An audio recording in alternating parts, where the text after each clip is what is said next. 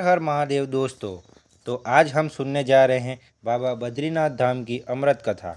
यह कहानी बद्रीनाथ धाम की उत्पत्ति से जुड़ी हुई है और एक बहुत ही प्रसिद्ध और रोचक पौराणिक कथा है।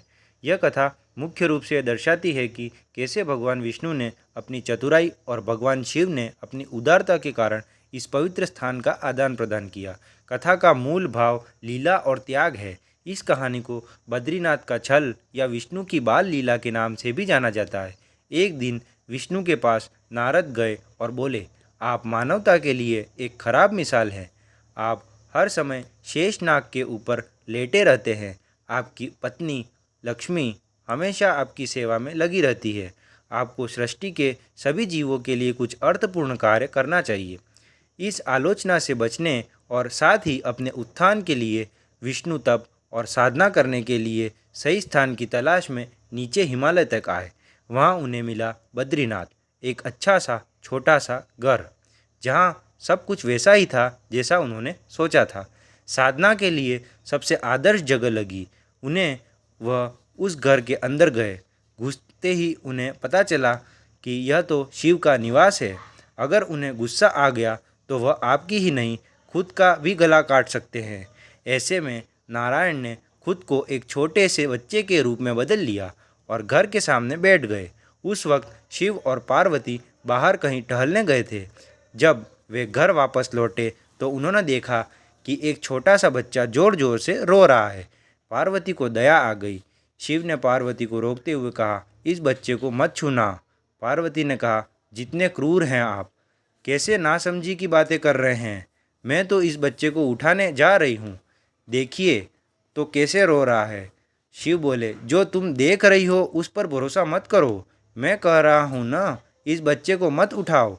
बच्चे के लिए पार्वती की स्त्री सुलभ मनोभावना ने उन्हें शिव की बातों को नहीं मानने दिया। उन्होंने कहा, मेरे अंदर की माँ बच्चे को इस तरह रोते नहीं देख सकती है।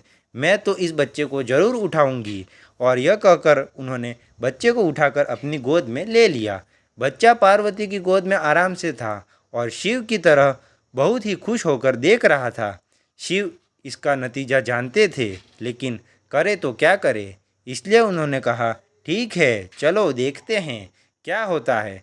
पार्वती ने बच्चे को खिला पिलाकर चुप किया और वहाँ पर गर्म पानी के कुंड है। उसी कुंड पर स्नान के लिए शिव पार्वती चले गए। लौटकर आए तो देखा कि घर अंदर से बंद था। शिव तो जानते ही थे कि अब खेल शुरू हो गया है। पार्वती हैरान थी कि आखिर दरवाज़ा किसने बंद किया। शिव बोले, मैंने कहा था ना, इस बच्चे को मत उठाना। तुम बच्चे को घर के अंदर लाई और अब उसने अंदर से दरवाज़ा बंद कर लिया है। पार्वती ने कहा, अब हम क्या करें। शिव के पास दो विकल्प थे। जब एक जो भी उनसे सामने है उसे जलाकर भस्म कर दे, और दूसरा वे वहाँ से चले जाए और कोई और रास्ता ढूंढ ले। उन्होंने कहा, चलो कहीं और चलते हैं, क्योंकि यह तो तुम्हारा प्यारा बच्चा है, इसलिए मैं इसे छू भी नहीं सकता। इस घटना के बाद जब शिव और पार्वती को अपना घर छोड़ना पड़ा तो वे केदारनाथ की ओर चले गए। यही कारण है कि बद्रीनाथ को विष्णु का धाम माना जाता है और केदारनाथ को शिव धाम माना जाता है। माना जाता है कि बद्रीनाथ की यात्रा तब तक अधूरी है जब तक श्रद्धालु केदारनाथ के दर्शन न कर ले, क्योंकि शिव ने विष्णु के लिए उस स्थान का त्याग किया था। यह कहानी हमें सिखाती है कि संसार में सब कुछ परिवर्तनशील है, यहाँ तक कि देवताओं को भी अपनी प्रिय वस्तुओं का त्याग करना पड़ता है। शिव का वहाँ से चले जाना उनकी कमजोरी नहीं, बल्कि उनकी अनासक्ति और प्रेम को दर्शाता है। हर हर महादेव।